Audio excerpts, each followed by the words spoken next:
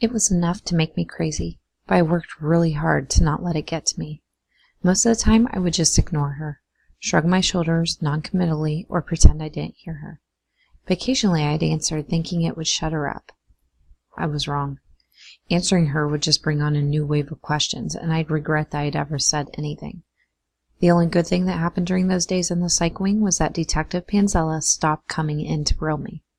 Whether that meant Dr. Dentley was keeping him away, or he decided I was telling the truth, or he was working up a case against me, I didn't know. All I knew was it was good that he wasn't around. I moved from place to place like I was supposed to. Changed out my pajamas and hospital-issued robe like a good girl.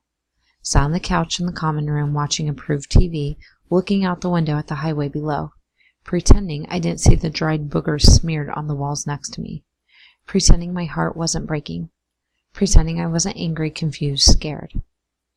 I wanted to sleep my time away there, wanted to take painkillers, curl up in bed, and not wake up again until I was home.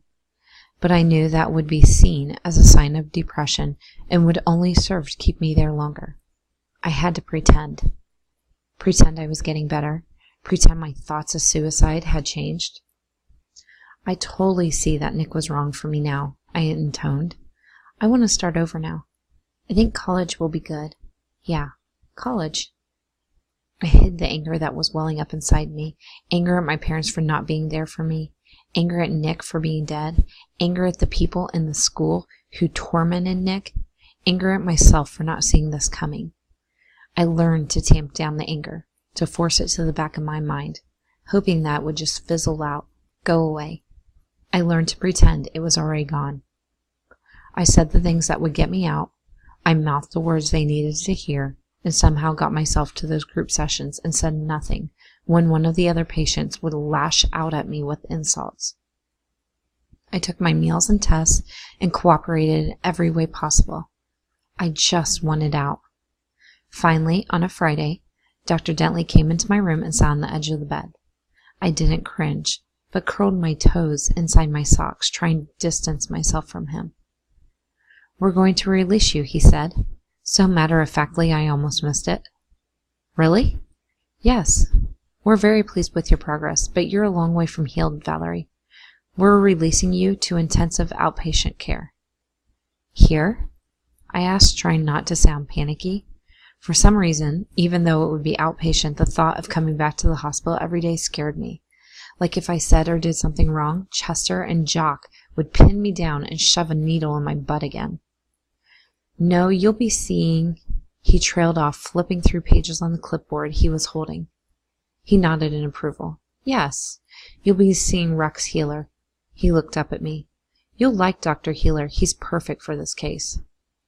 I left the hospital. A case, but a free one. A nurse wheeled me down to the front door of the hospital in a wheelchair.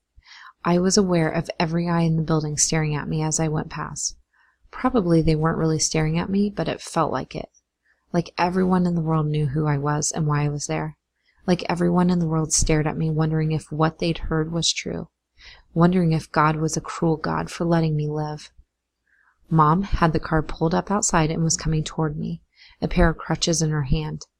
I took them and hobbled to the car, piling myself inside it, not saying anything to Mom or to the nurse, who was giving Mom instructions just inside the hospital door. We drove home in silence. Mom turned the radio to an easy listening station. I opened the window a crack, then closed my eyes and smelled the air. It smelled different somehow, like something was missing from it. I wondered what I would do when I got home. When I opened the front door of the house, the first thing I saw was Frankie sprawled on the floor watching TV. "Hey, Val," he said, sitting up. "You're home." "Hey, like your hair. Maximum height on those spikes today."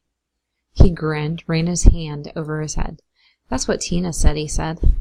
Like nothing had ever happened. Like I didn't still smell like the hospital. Like I wasn't a suicidal freak come home to make his life miserable. At that moment, Frankie was the best brother anyone could have asked for.